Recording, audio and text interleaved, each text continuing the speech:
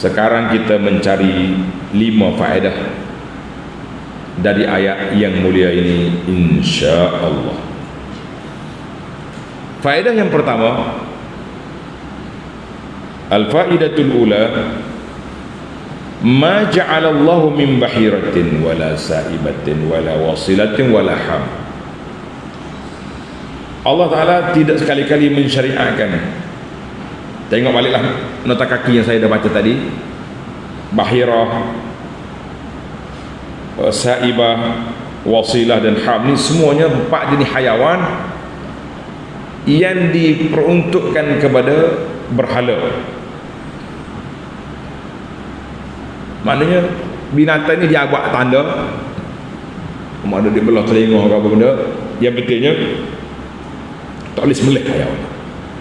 Hidup bebas kerana dia hayawan kepunyaan Tuhan. SOP dia panjang dah tadi kita sebut kan, kepunyaan Tuhan. Jadi tak boleh lah. Itu kita panggil tak cerdiknya orang ni. Fihi dilalatun ala anal insan, dalam ayat ini menunjukkan bahawa ada di kalangan manusia buat sendiri undang-undang. Hak dia buat tu hak tak betul. Sebagaimana puak kafir kata apa tadi? Hayawan yang Tuhan bunuh, yang Tuhan mati, mu tak makan. Hayawan yang kamu sembelih dengan tanganmu makan, tak pelik. Sedap. Maknanya bangkai tu boleh makan lah. Ni orang sembelih makan. Hak Tuhan mati mu tak makan. Itu semua tu betul-betul guna otak, guna akal yang menyeleweng daripada jalan hidayah. Allahu Akbar. Jadi syaitan telah menghiaskan perbuatan manusia ni yang buruk jadi molek. Macam kita gini, banyak benda-benda yang buruk dari neraca mizan asy-syariah. Kalau kita tengok dari kacamata syariat, buruk, tak molek. Tapi tengok dari kacamata masyarakat, moden lah tu, standard lah tu, hebat lah tu. Ini masalah yang berlaku kepada kita. Allahul musta'an. Allahu Akbar. Jadi ada orang manusia, dia reka-reka cipta agama dia sendiri. Nampak ke apa?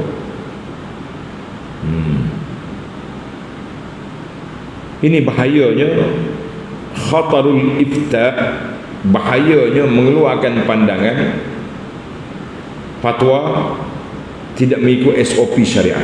Ini bahaya. Kerana itulah Tuhan kata wa aktsaruhum la ya'qilun. Orang yang menghalalkan benda yang Tuhan haram, mengharamkan perkara yang Tuhan halal, itu apa dia? Itulah manusia yang mereka-reka cipta hukum sendiri, kemudian ditempelkan kepada syariat Allah Subhanahu Wa Taala. Jangan buat begitu. Allahu Akbar. Sebab itulah Allah Taala sebut dalam ayat ini, walakinnal ladzina kafaru yaftaruna 'ala Allahil kadzib. Puak-puak kafir telah mereka-reka satu ibadah yang Allah Taala tidak syariatkan. Itu semuanya bohong, dusta, berlawak belaka terhadap Allah Azza wa Jalla. Baik. Jadi setiap orang yang mereka-reka hukum, dia pakak buat dia ya, tidak berdasarkan pada mizan syariah, maka orang itu telah buat undang-undang lain daripada undang-undang Allah, cukup berbahaya bagi dia. Itu yang pertama.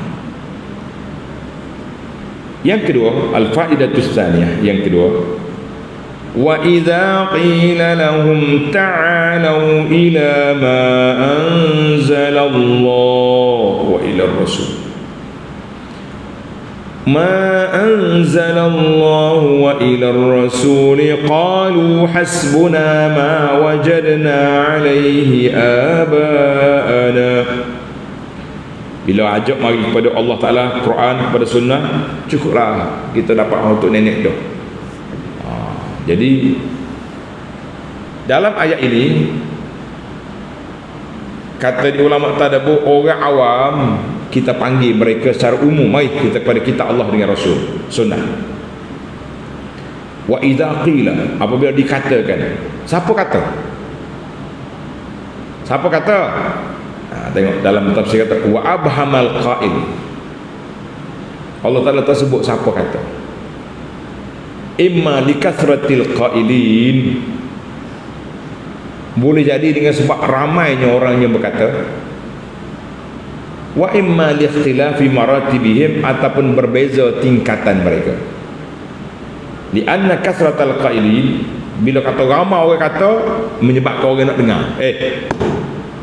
Ramai ada orang cakap ni, kita kata pun siapa? Siapa ramai tu? Ramai. Jadi menyebabkan orang nak dengar. Ramai ada orang tak setuju, ramai orang kritik, ramai orang tegur, tapi dia tak peduli. Jadi dipanggil bahaya.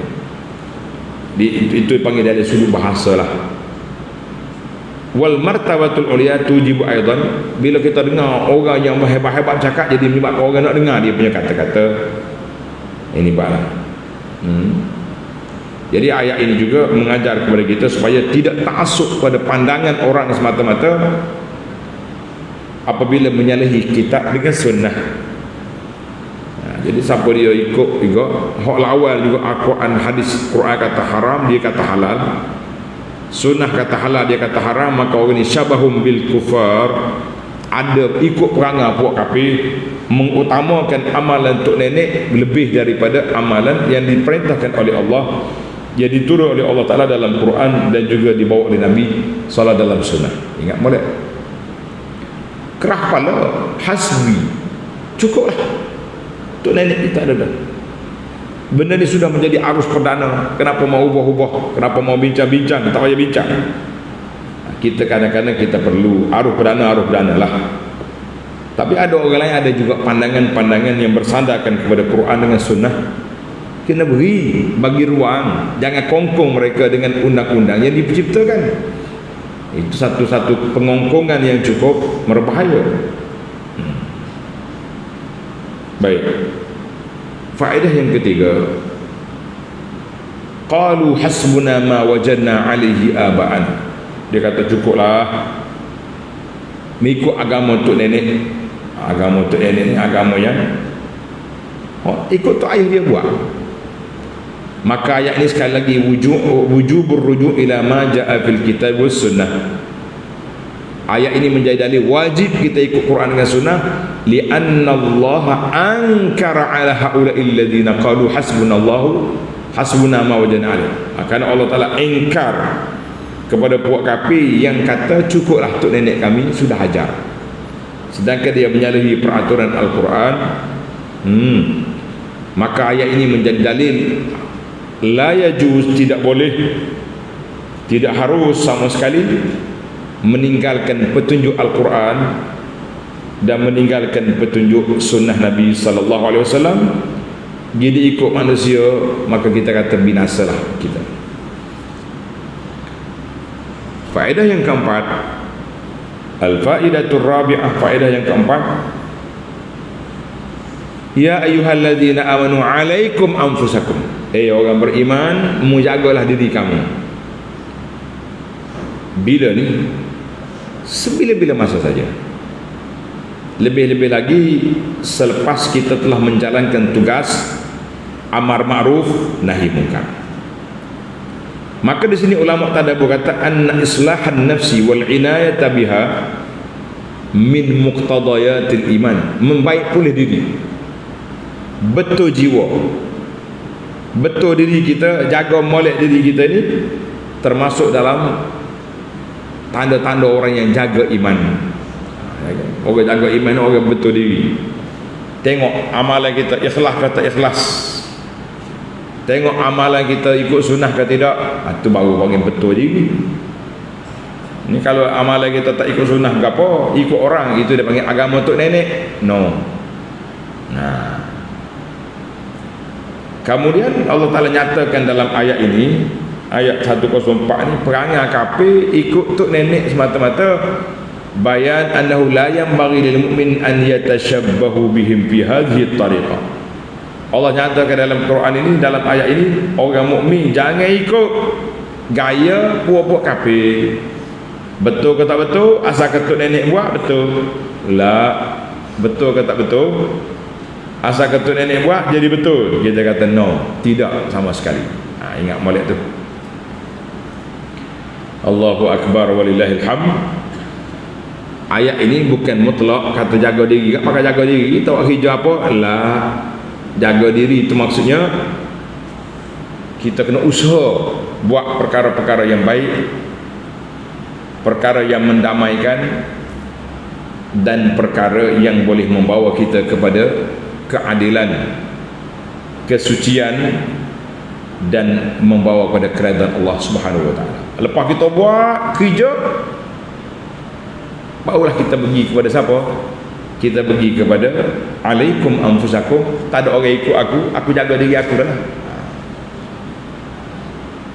Jaga diri ni memang kena sentiasa. Sebab tu Allah Ta'ala sebut dalam surah akhir di Quran tu, ya ayyuhallazina amanu qu, surah at-tahrim, ya ayyuhallazina amanu qu anfusakum wa ahlikum nara.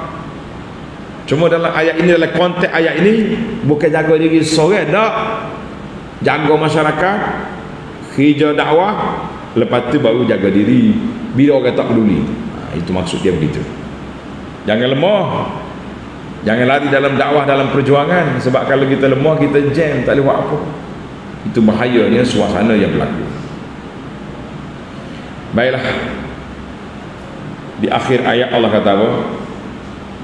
Ilallahi marji'ukum jami'an fayunabbi'ukum bima kuntum ta'malun.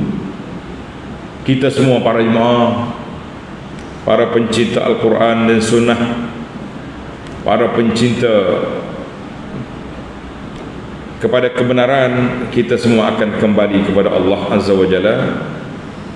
Jangan rasa sedap hati, jangan rasa selesa hidup, sebab semua kita akan kembali kepada Allah. Dengan kita kembali kepada Allah, apa akan jadi? Fayunabbi'ukum bima kuntum ta'malun. Allah Ta'ala akan nyatakan, aku akan balas, aku akan jelaskan kepada kamu apa yang kamu telah kerjakan. Maknanya bila kita tahu kita ada balasan, bila kita tahu di sananya ada perkara yang Allah Ta'ala nak balas, jadi para jemaah sekalian, kita kena usahalah buat yang terbaik supaya kita mendapat balasan yang baik. Jangan malas-malas. Satu. Poin yang kedua dalam ayat ini, tanda poin yang kedua ni penting. Dia kata annal insan la yuhasabu ala hadithin nafsi.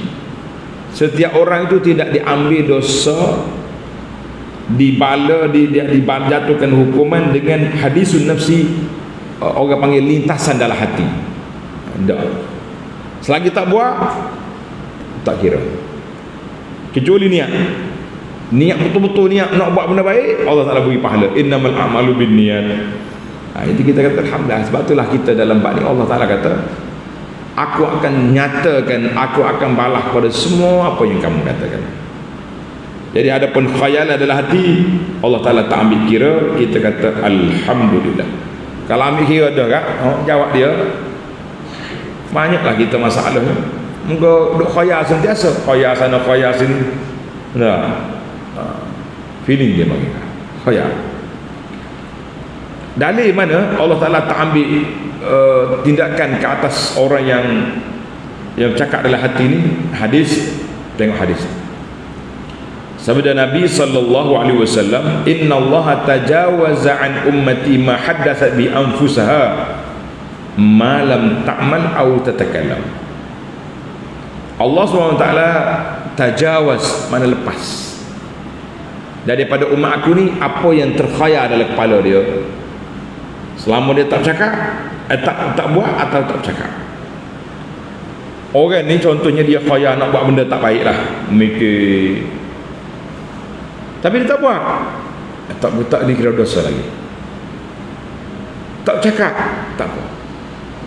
Cuma kalau kita tahu dah khayalan itu tak betul, istighfar banyak-banyak, astagfirullah, astagfirullah. Ya Rabbi, berilah hidayah kepada hamba ni supaya benci pada maksiat dan mungkar. Kalau tidak, bahaya juga tu. main khayal semua akhir kali tak tahu gimana kita kata ini cukup berbahaya. Jadi alhamdulillah